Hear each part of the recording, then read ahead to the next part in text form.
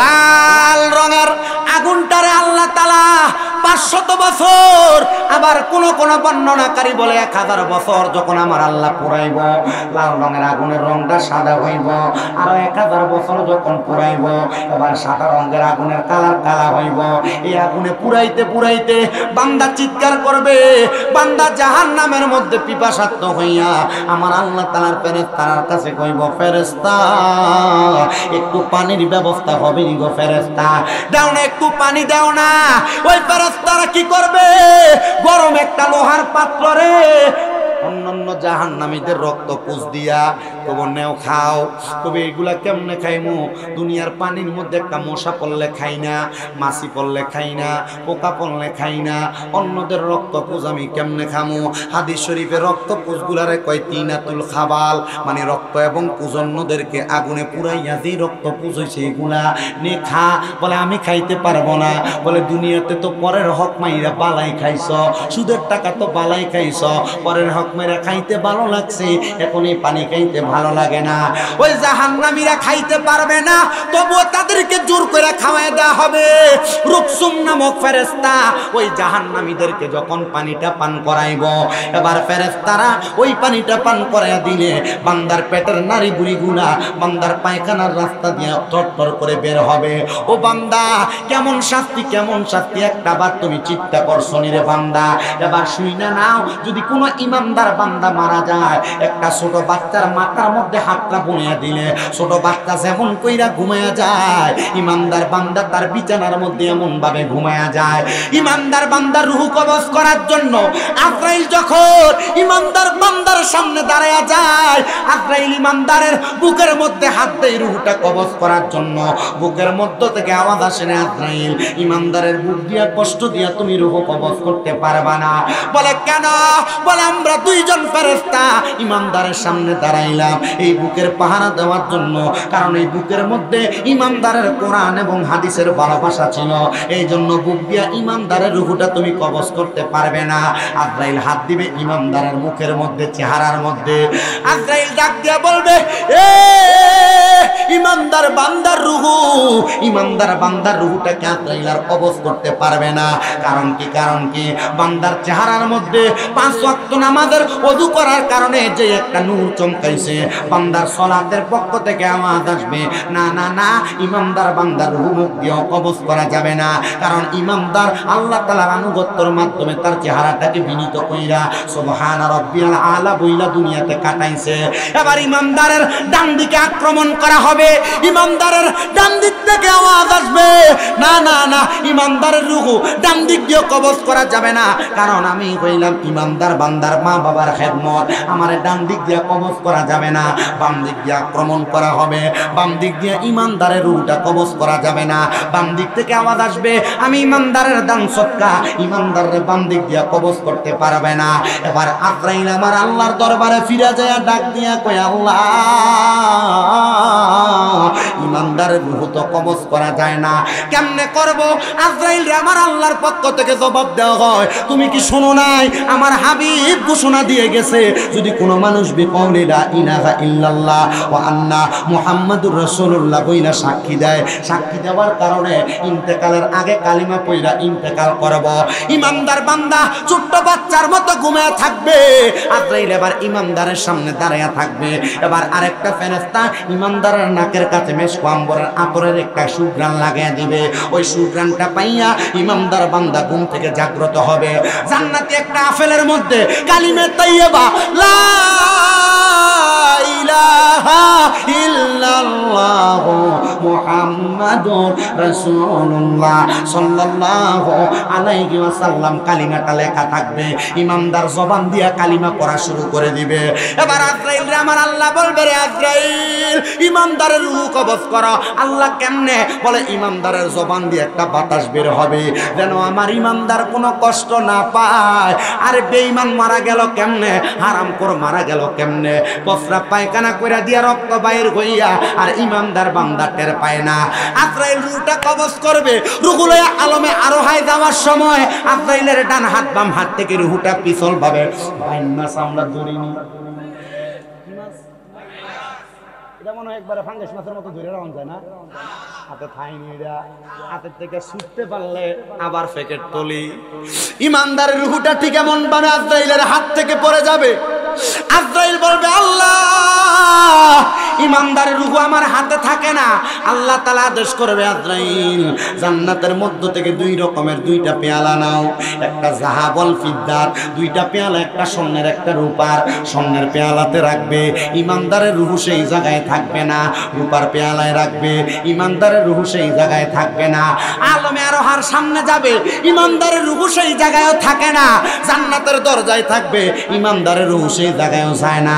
আর রহমতের ফেরেশতারা জান্নাতের দরজা থেকে আহলান ওয়া সাহলান মারহাবান দুয়ুফুল্লাহ দুয়ুফুর রহমান, আল্লাহর মেহমান বইলা বইলা ইমানদারের রূহরে স্বাগতম জানায়। কিন্তু ইমানদারের রূহটারে আজরাইল সেই জায়গায় রাখতে পারবে না। এর মধ্যে ইমানদার বান্দার গোসল হবে, কাফন হবে, দাফন হবে, কবরে রাখবে। এবার আজরাইল বলবে আল্লাহ কোন জায়গায় ইমানদার বান্দার রূহটা রাখা যায় না। এবার আল্লাহর কোরআনের আয়াত আল্লাহ আজরাইলকে শোনায়, ওয়ালা তাকুলু লিমান ইউকতালু ফি সাবিলিল্লাহি আমওয়াত বাল আহইয়াউ ওয়ালাকিন লা তাশউরুন। কষ্ট হইছে আপনারা? বেশি দিন হয় না নবীর রওজা মুবারক জিয়ারত করে আসছি।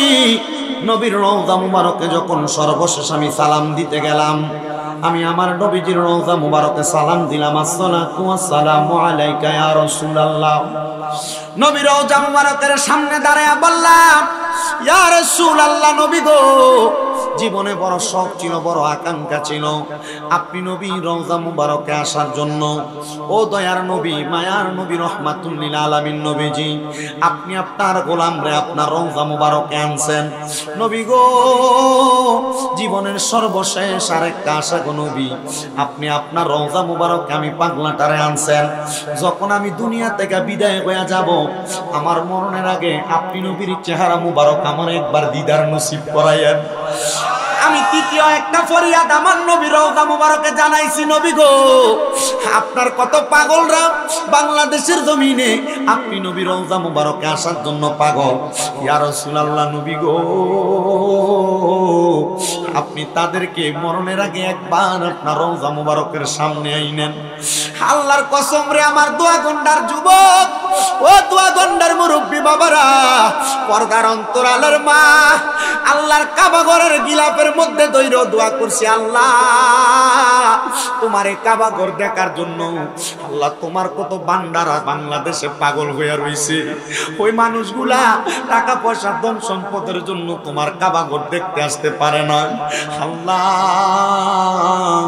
তোমার বান্দাগুলারে একবার হইল তোমার কাবা ঘর দেখার জন্য হাজির কইরো। আমার সাথে আমার একটা ভাই ছিল দিনার বাড়ি কিশোরগঞ্জে, ওনার দেখলাম আল্লাহর কাবা ঘরের দিকে তাকায় তাকায় কান্দে। আমি দিগাইলাম, ভাই আল্লাহর কাবা ঘরের দিকে ছায়া ছায়া দিয়ে আপনি কান্দতেন। উনি ডাক দিয়া কই, হুজুর কাঁদবো না কেন, আমার মা আমার আব্বা জান বড় কষ্ট করে আমার এই কাবা ঘরের দেশে পাঠাইছে, সৌদি আরবে পাঠাইছে। আমি আমার মা বাবার পাটা দিয়া সালাম কইরা বলছি, মা ও আমার আব্বা জান, আমি মক্কা শহরে যাইলে আমি মক্কায় যাইয়া কামাই করি আর না করি, আমি আমার প্রথম ইনকামের টাকাগুলো একসাথে কইরা তোমরারে আমি আল্লাহর কাবা ঘর দেখার জন্য হজ করার জন্য নিয়ে যাবো। হুজুর আমার আব্বা জান আমার বিদেশ আসার 3 মাসের মাথায় ইন্তেকাল করছে, আমার মা 7 মাসের মাথায় ইন্তেকাল করছে। হুজুর জানেন আমি মদিনা থেকে প্রতি মাসে 2-1 বার উমরা হজ করার জন্য আসি, কিন্তু আমি যখন আল্লাহর কাবা ঘরের সামনে আইসা দাঁড়ায়া যাই, আমার চোখের পানি আমি ধইরা রাখতে পারি না। হুজুর আমি জিগাইলাম, ভাই কারণ কি? উনি ডাক দিয়া কই, হুজুর আমার ব্যাংক অ্যাকাউন্টের মধ্যে টাকার অভাব নাই, কিন্তু আমার জীবনের সবচাইতে বড় অভাব আমার মা বাপ দুনিয়াতে নাই। হুজুর আমার টাকা পয়সা কে খাইবো? আমি আমার মা বাপরে মক্কা মদিনা দেখাইতে পারি নাই, জানি না আমার আল্লাহ তাআলা আমার মা বাপরে কবরে কেমন রাখছে। হুজুর আমি নবীর হাদিস শরীফ পড়া দেখছি, দুনিয়াতে কোনো সন্তান যদি তার মা বাবার জন্য চোখের মনি কোঠার মধ্যে একটা মাছির মাথা পরিমাণ পানি পানি ছাইরা দিয়া কান্দে, ওই পানিটা মাটিতে পড়ার আগে আল্লাহ তার মা বাবার জীবনের গুনাহ মাফ কইরা দেয়। হুজুর আমি আল্লাহর কাবাগরটারে সাক্ষী রাইখা চোখের পানি ফালাইয়া কান্দি, আল্লাহ যেন আমার মা বাবার কবরটারে জান্নাত বানায়া দেয়। এ যুবক ভাইরা, এ মুরব্বী বাবাজিরা, লক্ষ টাকা খরচ কইরা দুনিয়ার জমিনে বাড়ি বানাইলা, গাড়ি বানাইলা, 1000 টাকা খরচ কইরা কক্সবাজার ট্যুর দেওয়ার জন্য যাও।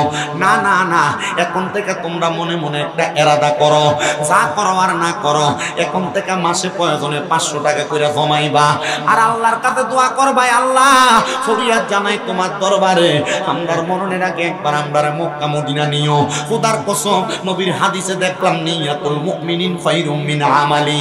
আমার নবী কয় মুমিনের নিয়ত তার আমলের চাইতে উত্তম। মক্কা মদিনা যাওয়ার টাকা যদি না জমাইতে পাইরা হজ করার আগে আপনি মারা যান, আপনারে আমার আল্লাহ তাআলা আমল নামায় একটা হজের সওয়াব দান করে দিব। এই জন্য ডান হাত তোলেন আর ডান হাতটা আল্লাহর আসমানের দিকে উঠে দেন আর বলেন, আল্লাহ আমরারে মরণের আগে একবার মক্কা মদিনা না দেখে মরণের ডাক দিও না। ওই 2 টুকরা ইহরামের কাপড় আমরা না পরাইয়া আমরার গায়ের মধ্যে ইহরামের কাপড় লাগাইও না। আল্লাহ আমরারে মক্কা মদিনা না দেখে মরণের ডাক দিও না। এবার আপনারা বলেন, আমরা সবাই ওই মদিনা যাইতে চাই কি চাই না? যারা যারা যাইতে চাই সবাই জবান খুলে পড়েন, দয়াল আল্লাহ দয়া করেন, দয়া মারহাবা নসিব করেন মদিনা, লা ইলাহা ইল্লাল্লাহ, লা ইলাহা লা ইলাহা ইল্লাল্লাহ মুহাম্মাদুর রাসূলুল্লাহ সাল্লাল্লাহু আলাইহি ওয়াসাল্লাম। আমার দোয়া গুন্ডা এলাকার ভাই বাবারা, বন্ধুরা গো, ও পর্দার অন্তরালের মা বোনেরা, আজকের জান্নাতের বাগান মাহফিলে যারা আসলেন, আজকের মাহফিলের মধ্যে মাহফিল কমিটি আপনাদেরকে ওয়াজের শেষে তাবারক দিবে, আপনাদের উদ্দেশ্য কিন্তু সেটা না। ও বন্ধু, কোন উদ্দেশ্য নিয়ে আপনারা মাহফিলে আসলেন? বলবে হুজুর আমরার জীবনে অনেক গুনাহ, আমরার গুনার খবর কেউ জানে না, আমরার মা জানে না, আমরার বাপ জানে না। আল্লাহর কসম, আমার দোয়া গন্ডার যুবক, ও দোয়া গন্ডার মুরব্বী বাবারা, আমি শামীম রাদার গুনাহ যদি তোমরা দেখতা, আমারে মাহফিলে প্রধান বক্তা বানায়া বসাইতা না। এ যুবক ভাইরা, তোমার গুনাহ যদি তোমার মা দেখতো, তুমি সন্তানরে ফুট বইরা পরিচয় দিত না। দাড়ি পাকা বুড়ো বুড়ো বাবারা, একবার চিন্তা করে দেখেন, আপনার গুনাহ যদি আপনার সন্তান দেখতো, বাপ কইয়া পরিচয় দিত না। হায়রে, লুকাইয়া লুকাইয়া গুনাহ করছেন, গোপনে গোপনে গুনাহ করছেন।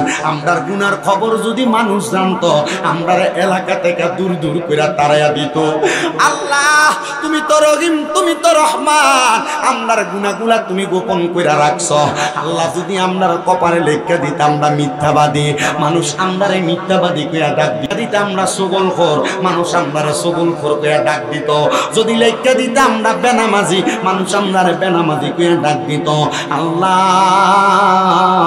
তুমি আমরারে গুনাহগুলা গোপন কইরা রাখছো। আল্লাহ আমরারে গুনাহগার বইলা মানুষের কাছে লজ্জা দিতেছ না। কিন্তু নবীর হাদিস তো দেখলাম, আমার নবীরা বলছে দুনিয়ার মানুষের নেক আমল বদ আমলগুলা হাসরের ময়দানে চোখের সামনে আসবে, পুরা হাসরের ময়দানবাসী তার গুনাহগুলার খবর দেখবে। ও আল্লাহ, আমরা তো এই গুনাহগুলার জন্য তোমার কাছে আফসোস করতেছি। আল্লাহ আর জীবনে কোনোদিন গুনাহ করব না, তওবা করি তওবা করি তওবা করি, আর কোনোদিন জীবনে গুনাহ করব না।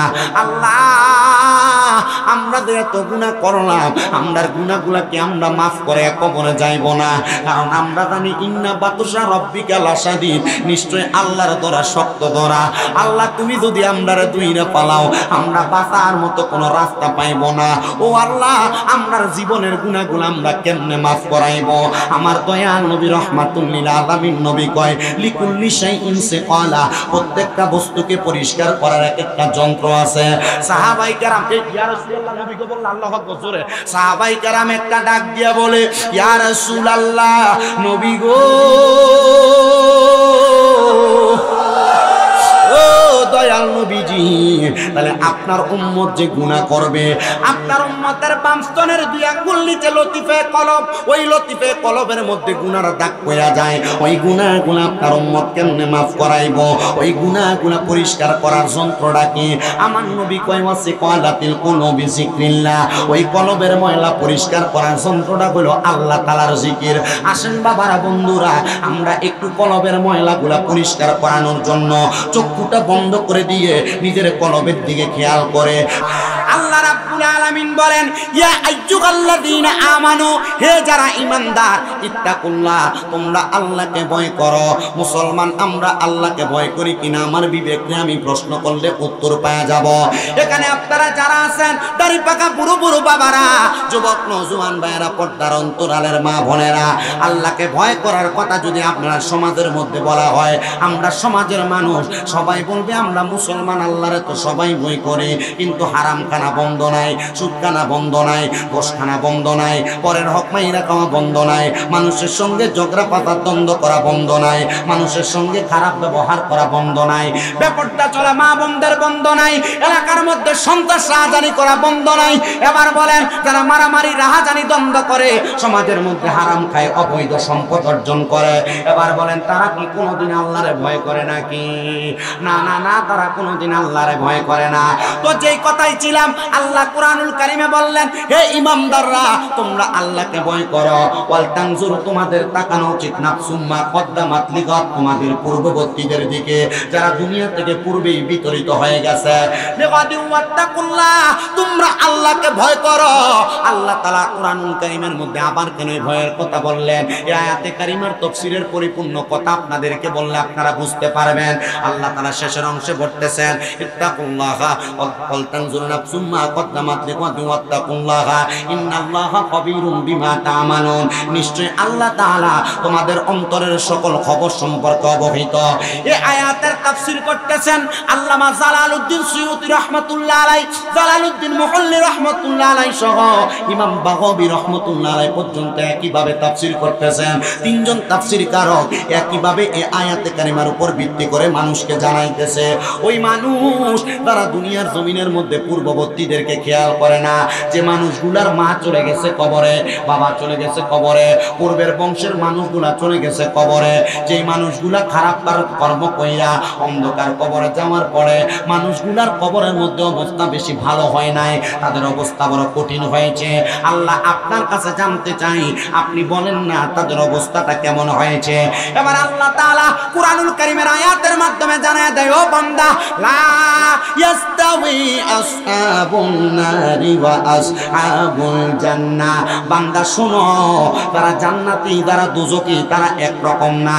এবার আপনারা বলেন, যারা জান্নাতি যারা দুজকি তারা কি কোনোদিন এক রকম হইতে পারে নাকি? না না না, বান্দা শুনে নাও, তারা এক রকম হইতে পারে না। তারা জান্নাতি তারা এক রকম, তারা দুজকি তারা আরেক রকম। ও নবী গো, আপনার কাছে আমরা জানতে চাই, আপনি বলেন না জান্নাতি যারা তাদের অবস্থাটা কেমন হবে? আমরা তো জানি দুজকি যারা তাদের অবস্থাটা বড় খারাপ হয়ে যাবে। আল্লাহর নবী আল্লাহর কোরআন থেকে বলে, আসহাবুল জান্নাতি হুমুল ফাইজুন, যারা জান্নাতি তারা হইল সফলকাম। ও আমার দুয়াগন্ডার যুবক, ও মুরব্বী বাবারা, জান্নাতীরা কেমন ভাবে সফলকাম একটু শোনেন। জান্নাতীরা কবরে গেলে শুধু সফলকাম না, যারা জান্নাতি তারা দুনিয়া থেকে কবরে যাওয়ার পর কবর থেকে হাসর, হাসর থেকে মিজান, মিজান থেকে ফুলসেরাত, একবার প্রত্যেকটা জায়গার মধ্যে তারা সফলকাম। আমরা এলাকায় অনেক মানুষ মারা যায়, মারা যাওয়ার পরে দেখবেন ওই মানুষটা হয়তো জিহ্বার মধ্যে কামড় দিয়ে মারা যায়। অনেক মানুষ মারা যায় দেখবেন মানুষ নাকে মুখে দিয়ে রক্ত বাইর করে দিয়ে মারা যায়। অনেক মানুষ দেখবেন যখন মারা যায় চোখগুলা উল্টে যায়। অনেক মানুষ বিছানার মধ্যে প্রস্রাব পায়খানা কইরা দিয়ে মারা যায়।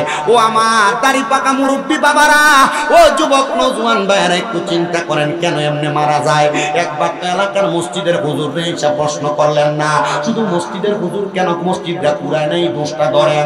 আদান দিতে এক মিনিট দেরি হইল কেন এই দোষটা ধরেন না না না মসজিদের ইমামের কাছে এমন খোঁজখবর না নিয়া একটাবার জিগাইয়েন হুজুর মানুষ মারা যাওয়ার সময় কেন এমন অবস্থা হয় এই কথা ইমাম সাহেব বলবে না ইমাম সাহেব বলবে তিরমিজি শরীফের হাদিস শরীফ থেকে বলছি বাবা শোনো আল্লাহর নবীকে হযরত আনাস ইবনে মালিক রাদিয়াল্লাহু তাআলা আনহু প্রশ্ন করে ইয়া রাসূলুল্লাহ নবী গো মানুষ কেন এত কষ্ট পায় মারা যায় আমার নবী কয় আনাস রে মানুষ কেন এত কষ্ট পায় শুনো কেন কষ্ট পায় শুনো ও নবী কেন গো বলে একটা বেঈমান বান্দার সামনে যখন আজরাইল আইসা যায় আজরাইল আসার আগে দুইটা নীল চক্ষুওয়ালা ফেরেশতা বেঈমানের সামনে হাজির হয়ে যায় ওই দুইটা ফেরেশতা ওই বেঈমানের বুকের মধ্যে আর পায়ের মধ্যে এমন ভাবে আঘাত করতে থাকে বেঈমান বান্দা নীল চক্ষুওয়ালা ফেরেশতাদেরকে দেখলে ভয় পাওয়া যায় এবার আজরাইল যখন বেঈমানের সামনে দাঁড়ায় যায় আজরাইলের ভয়ঙ্কর চেহারা দেখা বেঈমান বান্দাটা বড় ভয় পাওয়া যায় তখন বান্দা আজরাইলের সঙ্গে কথা বলার চেষ্টা করে বান্দা পারে না কারণ জিহ্বায় কামড় পড়ে যায় বান্দা চোখের ইশারা দিয়া বোঝানোর চেষ্টা করে বান্দার চোখগুলো উল্টে যায় বান্দার হাতে পায়ের শারকগুলা টাস টাস টাস টাস করে চিরে যায় তখন বান্দা আর কোনো কথা যখন বলতে পারে না বান্দা এবার ইশারা ইঙ্গিত দিতে পারে না বান্দার রক্ত চলাচলগুলা যখন বন্ধ হয়ে যায় তখন বান্দার নাক এবং মুখটা খোলা থাকার কারণে বান্দার নাকে মুখে দিয়া রক্তগুলা বাইর হয়ে যায় আল্লাহর নবী কয় শুনো আজরাইলে জানটা কবজ করার সময় ওই বেঈমান এমন ভাবে চিৎকার করে দুই প্রকারের মাখলুকাত তারা সবাই তাদের চিৎকার শুনতে পায় এক নাম্বার মানুষ শুনতে পায় না দুই নাম্বার জিন জাতি শুনতে পায় না এলাকার কুকুরেরা শুনে বেঈমান কেমনে মরছে এলাকার সুদখোরটা কেমনে মরছে ঘুষখোরটা কেমনে মরছে পরের হক মাইরা খামিনাটা কেমনে মরছে আজরাইলে এমন ভাবে বুকের ভিতরে ছাবা দিয়া ধরব সুদখোরে সুদখানার ঠেলাটা বুঝবো দোয়াগন্ডা এলাকার আশেপাশে কোনো সুদখোর নাই ঘুষখোর নাই বাইবাতি তার জমি দখল করে খায় এমন লোক নাই আহারে আছে তো আছে এলাকার সর্দার মাতাব্বরির দায়িত্ব বর্তমানে সুদখোর টিরে দেয় মসজিদ কমিটির সভাপতি সুদখোর ঘুষখোর টিরে বানায় কথা কোন ঠিক না মসজিদ কমিটির ভিতরে দেখবেন বেশিরভাগ এলাকায় সভাপতি সুদখোর ঘুষখোর হারামখোর এরা যদি দিগায় এই সুদখোররা কেন সভাপতি বানাইলা কয় হুজুর মসজিদের নিচে সব টাইজে বেড়া দিছে লাগে সভাপতি মসজিদের থাই গ্লাস দিয়ে বেড়া দিতে লাগে সভাপতি হুজুর মসজিদের ইমামের বেতনটা মাসে মাসে বেড়া দেয় লাগে সভাপতি মুয়াজ্জিনের খানা দেই বেড়া করে লাগে বেড়া সভাপতি আছে না না এডি মরার সময় এমন চিৎকার করব রে ও দোয়াগন্ডার যুবক এ দোয়াগন্ডা এবেড়া মনে করে ওয়াজটা টাকা মতো হচ্ছে না এলাকার লোকে মিল্লা যাইতাছে আমি শামীম রাজা বেশি শিক্ষিত না একবারে মূর্খ মানুষ এলেম কালাম বেশি নাই শুধু বিভিন্ন এলাকায় যাইয়া বাস্তবমুখী দুই একটা কথা বলি বিদায় মানুষ আমার দাওয়াত দেয় আর মহিলারা পছন্দ করে একটু জিকির আজকার করি মা বাপের ওয়াজ করি এর লাগা হয়তো আপনারা এলাকায় অনেক মহিলারা গুরুদ্বারে বইয়া বই ওয়াজ শুনতেছে আমার মা বোনেরা মনোযোগ দিয়া শোনো তোমাদের উদ্দেশ্যে একটু ওয়াজ দিয়া যায় এখন আর বেড়াইতে সুদ খায় না এখন বেরিয়ে দিয়ে আলগা সুদ লাগায় কথা কয় না ঠিক কিনা চাচার কাছে যদি মিলা গেছে ওয়াজটা না চাচার কাছে যায় যদি কয় কাকা 10,000 টাকা হাওলার দাম জানি একটু দেখেন না অবস্থাটা কাকা কয় আমার কাছে বাবারে আমার কামাই রুচি নাই কই থেকে নি তো চাচির কাছে যায় ক তার বইনে তার কাছে কটা টাকা দিছে চাইলে দেওয়ানের লাগে কথা কয় নাকি লিগা আছে না নাই আমি আমার মা বোনদের কাছে বলবো মা যদি জান্নাতে যাইতে চাও এই হারাম খানা বন্ধ করে দাও প্রয়োজনে মানুষের বাড়িতে কাম করে করে খাইবা রিস্কা চালাইয়া খাইবা মাটি গাইটা খাইবা আল্লাহর কসম এই রিস্কা চালাইয়া মাটি গাইটা যে খানা খাইবে খানা হালাল খানা খাইবা অন্যতে হারাম খানা খাইয়া পেটের মধ্যে খানা ঢুকাইবা কবর গেলে মার কম হবে না আল্লাহর নবী কয় শোনো জগতের মানুষেরা আমি যখন মেরাজে গেলাম মেরাজে আপনারা কি ওয়াজ ভুলে যাইতেছেন কোন আমি কিন্তু ওই যে বেঈমানের মৃত্যুর ওয়াজ করতেছি এর মাঝে সুদখোরের কথাটা আনছি বিদায় ওয়াজ একটু করে দিয়া যায় অসুবিধা হবে না গভীর মনোযোগ জানতে আবার আল্লাহর নবী বলে আমি যখন মেরাজে গেলাম আল্লাহ আমারে দুইটা নিদর্শন দেখাইছে জোরে কোন কয়টা আস্তে কইছে জোরে কন্যা কয়টা?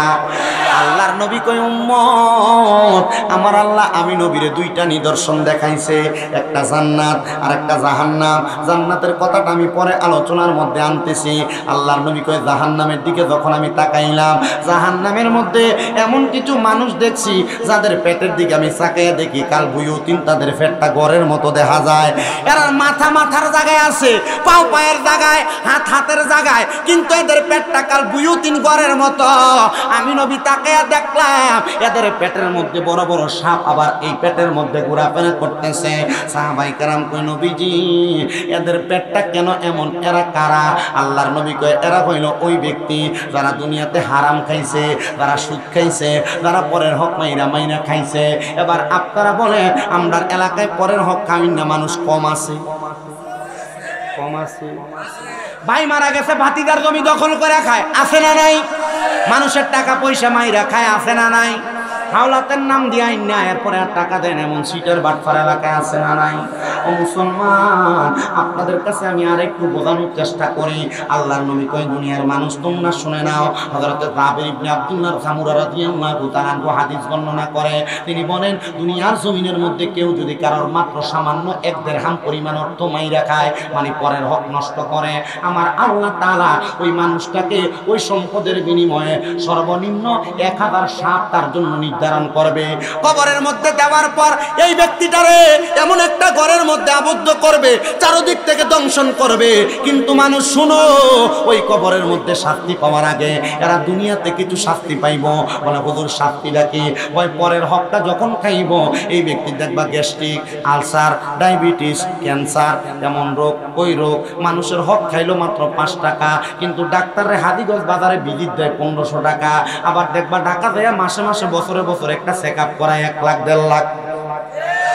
এজন্য একজন পাগলা কইছিল পরের হক হরণে গতি নাই। কই না পরের হক হরণে গতি নাই। এবার যদি মরণে গতি না থাকে, কেমনে মরণে গতি নাই? শোনো, ওই আজরাইল যখন বুকটার ভিতরে থাবা দিব, ওই পরের হক খাইন না হারামখোর। কও কও কি খুর? জোরে কও কি খুর? খুরের অভাব নাই, আছে না? সুদখোর, ঘুষখোর, হারামখোর। সভাপতি কথা না, এটা একবার জোয়ান সভাপতি যে টুপি লাগাইছে। আমি কই আল্লাহ এই বেটা যদি মাহফিলের সভাপতি হয় রে, মাশাআল্লাহ, আল্লাহ কবুল করক, আমিন কোন। তো খুরের অভাব, খুরের অভাব। ওই হারাম খোরের অবস্থা কেমন হইব?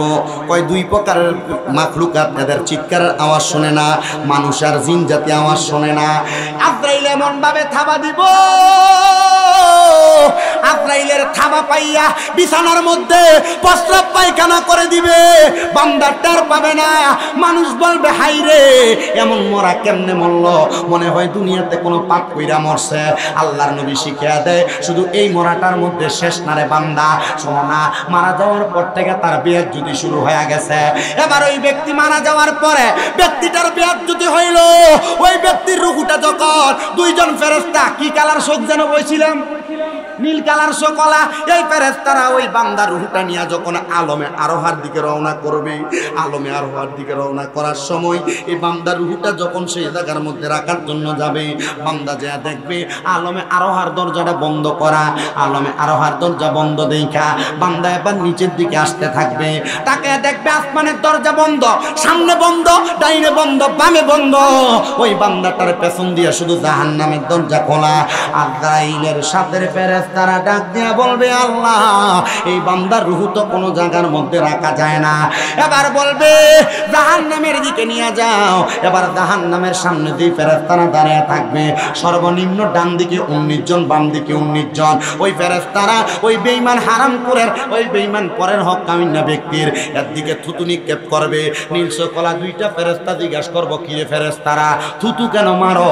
বলে এটা তো বালা মানছের রূহ না, এটার শরীর থেকে দুর্গন্ধ বাইর হয়। এবার আরেকটা কথা বলি, শেষ ভুলে গেছিলাম। ওই যে 2 ফেরেশতা ওই বেঈমান হারামখোর পরের হক খাওয়াইনার রূহটারে বহন করে নিয়ে যাবে। ওই 2 ফেরেশতা কি করবে? একটা কাপড় নিয়ে নাকের মধ্যে দিয়া কি দিব? এই কথা কয় না, নাকে কাপড় দিবে। ওই 19 2 19 কত 38 ওই 38 ফেরেশতা জিগাইবো, এ ফেরেশতা আমরা কেন থুতু নিক্ষেপ করলাম এটা আমরারে জিগাইলা, তাহলে তোমরা বলো নাকে কেন তোমরা কাপড় দিলা। এবার ওই ফেরেশতারা বলবে এই বান্দা দুনিয়াতে হারাম খাইতে খাইতে পরের হক খাইতে খাইতে বান্দা গুনাহ করতে করতে বান্দার রুহুটার একটা নোংরা রুহু বানাইছে, দুর্গন্ধ দুর্গন্ধ দুর্গন্ধ, এই জন্য আমরা নাকের মধ্যে কাপড় লাগাইছি। আহারে আগামীকালকে যদি শামীম রেজার বিরোধিতা কেউ করে দেখবো মনে করবে এটা সুদখোর ঘুষখোর, পরের হক খাওয়াই না, এটা এমনে না খা কেমনে খায়। এলাকার মানুষে না দাও, ব্যাংকের মধ্যে এফডিআর এর মতো সুদের ব্যবসা লাগায়, ব্যাংকের মধ্যে খায় না। আপনি এলাকায় দেখবেন আল্লাহ নবীজির হাদিস শরীফ গত জুমায় পড়ছি, নবীজি বলছে কিয়ামতের আগে আমার উম্মতের মধ্যে এমন কোন উম্মত বাদ থাকবে না যারা সুদের সাথে জড়িত না।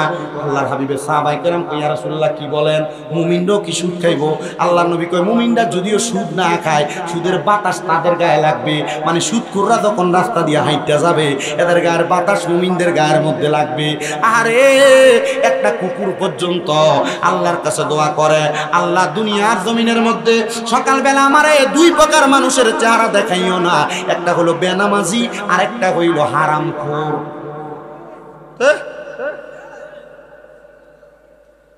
তাহলে কিয়ামতের আগে এমন কোন মানুষ বাদ থাকবে না যারা সুদের সাথে জড়িত নাই, এমনে না খা।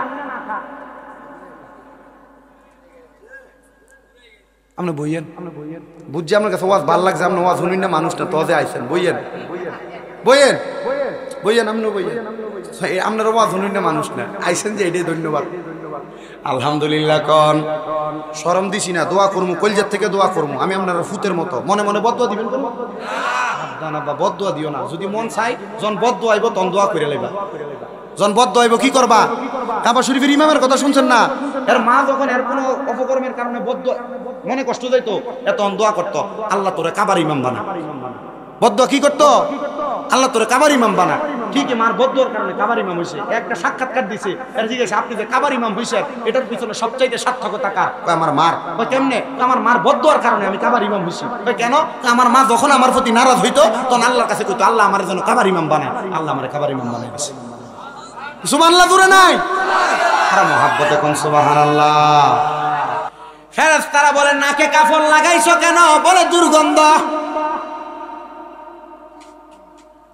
এবার ওই ফেরেশতারা বলবে এই বান্দা থুতু নিক্ষেপ হওয়ার কারণ হইল বান্দার দুর্গন্ধ, এই জন্য বান্দার শরীরের দিকে আমরা থুতু নিক্ষেপ করি। দে রে দে বান্দারে তাড়াতাড়ি জাহান্নামের আগুনে ফালাইয়া দে। এবার বান্দারে যখন জাহান্নামের আগুনের মধ্যে ফালাইব, হাদিস শরীফ আল্লাহর নবী রাহমাতুল লিল আলামিন নবী কয় লাল রঙের আগুনটারে আল্লাহ তাআলা 500 বছর, আবার কোন কোন বর্ণনাকারী বলে 1000 বছর যখন আমার আল্লাহ পুরাইব, লাল রঙের আগুনের রংটা সাদা হইব। আর 1000 বছর যখন পুরাইব এবার সাদা রঙের আগুনের কালার কালা হইব। এই আগুনে পুরাইতে পুরাইতে বান্দা চিৎকার করবে, বান্দা জাহান্নামের মধ্যে পিপাসার্ত হইয়া আমার আল্লাহ তাআলার ফেরেশতার কাছে কইব ফেরেশতা একটু পানির ব্যবস্থা হবে গো ফেরেশতা, দাও না একটু পানি দাও না। ওই ফেরেশতারা কি করবে? গরম একটা লোহার পাত্র রে অন্যান্য জাহান্নামীদের রক্ত পুষ দিয়া তবু নেও খাও। তবে এগুলা কেমনে খাইমু? দুনিয়ার পানির মধ্যে একটা মশা পড়লে খাই না, মাছি পড়লে খাই না, পোকা পড়লে খাই না, অন্যদের রক্ত পুষ আমি কেমনে খামু? হাদিস শরীফে রক্ত পুষগুলারে কয় তিনাতুল খাবাল, মানে রক্ত এবং পুষ অন্যদেরকে আগুনে পুরাইয়া যে রক্ত পুষ হইছে এগুলা নে খা। বলে আমি খাইতে পারবো না। বলে দুনিয়াতে তো পরের হক মাইরা বালাই খাইছ, সুদের টাকা তো বালাই খাইছ, পরের হক মেরা খাইতে ভালো লাগছে, এখন এই পানি খাইতে ভালো লাগে না। ওই জাহান্নামীরা খাইতে পারবে না, তবুও তাদেরকে জোর করে খাওয়ায় দেওয়া হবে। রুকসুম নামক ফেরেশতা ওই জাহান্নামীদেরকে যখন পানিটা পান করাইব, এবার ফেরেশতারা ওই পানিটা পান করাইয়া দিলে বান্দার পেটের নাড়ি বুড়িগুলা বান্দার পায়খানার রাস্তা দিয়ে টরটর করে বের হবে। ও বান্দা কেমন শাস্তি, কেমন শাস্তি, একটা বার তুমি চিন্তা করছো নি রে বান্দা? এবার শুই না নাও, যদি কোনো ইমানদার ইমানদার বান্দা মারা যায়, একটা ছোট বাচ্চার মাথার মধ্যে হাতটা বুনিয়ে দিলে ছোট বাচ্চা যেমন কইরা ঘুমায়া যায়, ইমানদার বান্দা তার বিছানার মধ্যে এমন ভাবে ঘুমায়া যায়। ইমানদার বান্দার রূহ কবজ করার জন্য আজরাইল যখন ইমানদার বান্দার সামনে দাঁড়ায়া যায়, আজরাইল ইমানদারের বুকের মধ্যে হাত দেয় রূহটা কবজ করার জন্য। বুকের মধ্য থেকে আওয়াজ আসে না, আজরাইল ইমানদারের বুক দিয়া কষ্ট দিয়া তুমি রূহ কবজ করতে পারবা না। বলে কেন? বলে আমরা দুইজন ফেরেশতা ইমানদারের সামনে দাঁড়াইলাম এই বুকের পাহারা দেওয়ার জন্য, কারণ এই বুকের মধ্যে ইমানদারের কোরআন এবং হাদিসের ভালোবাসা ছিল, এই জন্য বুক দিয়া ইমানদারের রূহটা তুমি কবজ করতে পারবে না। আজরাইল হাত দিবে ইমানদারের মুখের মধ্যে, চেহারার মধ্যে। আজরাইল ডাক দিয়া বলবে, এ ইমানদার বান্দার রূহ, ইমানদার বান্দার রূহটাকে আজরাইল আর কবজ করতে পারবে না। কারণ কি? কারণ কি? বান্দার চেহারার মধ্যে 5 ওয়াক্ত নামাজের ওযু করার কারণে যে একটা নূর চমকাইছে, বান্দার সালাতের পক্ষ থেকে আওয়াজ আসবে, না না না, ইমানদার বান্দার রূহ মুখ দিয়ে কবজ করা যাবে না। কারণ ইমানদার আল্লাহ তাআলার আনুগত্যের মাধ্যমে তার চেহারাটাকে বিনীত কইরা সুবহান রাব্বিয়াল আলা বইলা দুনিয়াতে কাটাইছে। এবার ইমানদারের ডান দিকে আক্রমণ করা হবে, ইমানদারের ডান দিক থেকে আওয়াজ আসবে, না না না, ইমানদারের রূহ ডান দিক দিয়ে কবজ করা যাবে না। কারণ আমি কইলাম ইমানদার বান্দার মা বাবার খেদমত, আমার ডান দিক দিয়ে কবজ করা যাবে না, বাম দিক দিয়ে আক্রমণ করা হবে। বাম দিক দিয়ে ইমানদারের রূহটা কবজ করা যাবে না। বাম দিক থেকে আওয়াজ আসবে, আমি ইমানদারের দান সদকা ইমানদারের বাম দিক দিয়ে কবজ করতে পারবে না। এবার আজরাইল আমার আল্লাহর দরবারে ফিরে যায়, ডাক দিয়া কয়, আল্লাহ ইমানদারের রূহ তো কবজ করা যায় না, কেমনে করব? আজরাইল রে আমার আল্লাহর পক্ষ থেকে জবাব দেওয়া হয়, তুমি কি শোনো নাই? আমার হাবিব ঘোষণা দিয়ে গেছে, যদি কোনো মানুষ বিকৌলি লা ইলাহা ইল্লাল্লাহ ওয়া আন্না মুহাম্মাদুর রাসূলুল্লাহ বইলা সাক্ষী দেয়, সাক্ষী দেওয়ার কারণে ইন্তেকালের আগে কালিমা পড়া ইন্তেকাল করব। ইমানদার বান্দা ছোট্ট বাচ্চার মতো ঘুমিয়ে থাকবে, আজরাইল এবার ইমানদারের সামনে দাঁড়ায়া থাকবে। এবার আরেকটা ফেরেশতা ইমানদারের নাকের কাছে মেশক আম্বরের আতরের একটা সুঘ্রাণ লাগাইয়া দিবে, ওই সুঘ্রাণটা পাইয়া ইমানদার বান্দা ঘুম থেকে জাগ্রত হবে। জান্নাতি একটা আপেলের মধ্যে কালিমে তাইয়্যিবা লা ইলাহা ইল্লাল্লাহ মুহাম্মাদুর রাসূলুল্লাহ সাল্লাল্লাহু আলাইহি ওয়াসাল্লাম কালিমাটা লেখা থাকবে। ইমানদার জবান দিয়া কালিমা পড়া শুরু করে দিবে।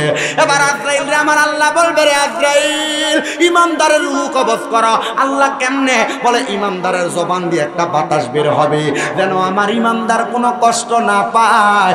আরে বেঈমান মারা গেল কেমনে? হারামখোর মারা গেল কেমনে? প্রস্রাব পায়খানা কইরা দিয়া রক্ত বাইর হইয়া, আর ইমানদার বান্দা টের পায় না।